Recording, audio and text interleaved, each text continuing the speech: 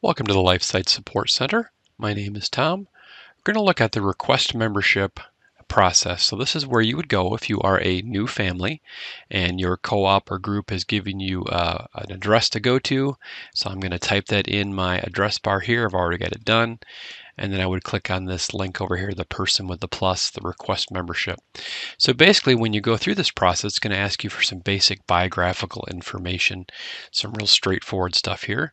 So I'm going to agree to the terms of service. I can click on this here and actually pop-up comes out and I can read the different terms of service that this group requires. And then I'm going to go through and enter some biographical information. And I'm going to go ahead and do that. Just so you can see what this looks like. Field that's quite important is your username and password.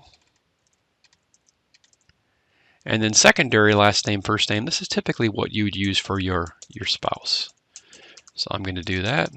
And then my spouse's email address. I would put that in here if I wanted them to receive emails.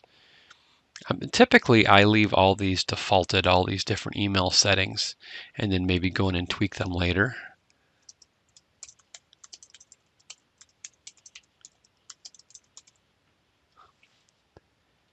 And then pick here we'll go to Hawaii, that's usually sunny, okay.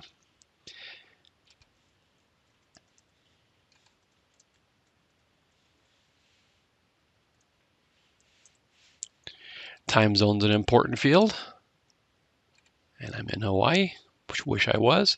Now I need to put in some child info. Now the birth date and grade can be quite important fields on your profile. Depends on how your group is set up. If they're restricting maybe class registrations by birth date or age, I should say, or by grade, you'll want to make sure you put proper information out here. So I'm going to go ahead and do that.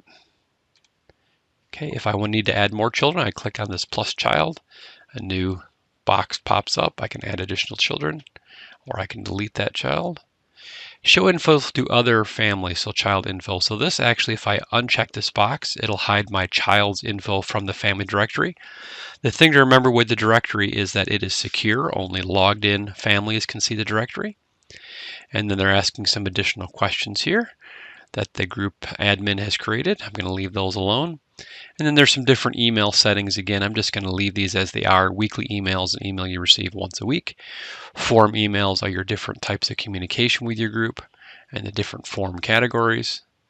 Classifieds is like a newspaper classified ad. Okay.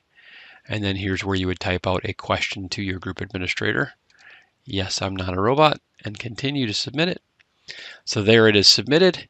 And now if they're asking for payment right away, I can click on this Pay with PayPal. It'll take me to PayPal and I can pay my membership fee.